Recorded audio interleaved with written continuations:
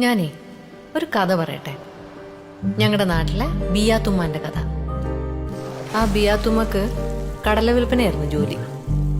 അങ്ങനെ നുള്ളിപ്പെറുക്കി എടുത്ത കാശുകൊണ്ട് ഹജ്ജിന് പോകാൻ തീരുമാനിച്ചു. യാത്ര പറയാൻ വേണ്ടി ആ നാട്ടിലെ വലിയ പ്രമാണിയുടെ വീട്ടിൽ പോയി.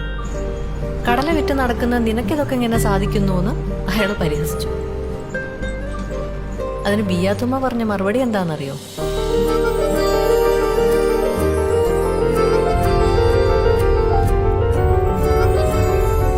ഞങ്ങളുടെ ഭാഷയില് ദിവാസ്വപ്നം എന്ന് പറയും.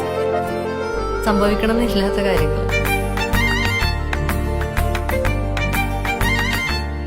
വാശിപ്പുറത്ത് കിണറ്റിലേക്ക് എടുത്തു ചാടുന്നത് പോലെ എളുപ്പമല്ലല്ലോ തിരിച്ചു കയറി പോരുന്നത്.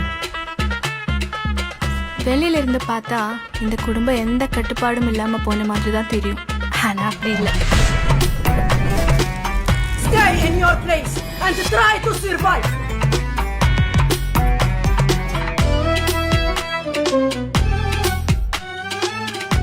आप एक्टिंग तो जानती हो ना? You don't have to act here anymore.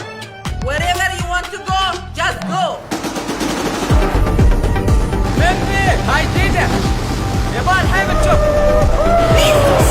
Stop!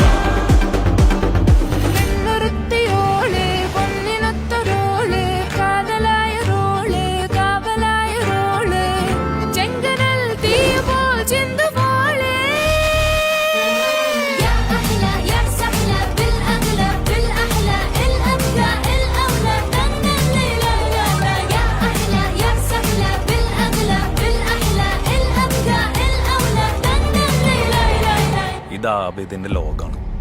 ഇത് കടന്നാളാൻ ശ്രമിച്ചാണ്ടല്ല.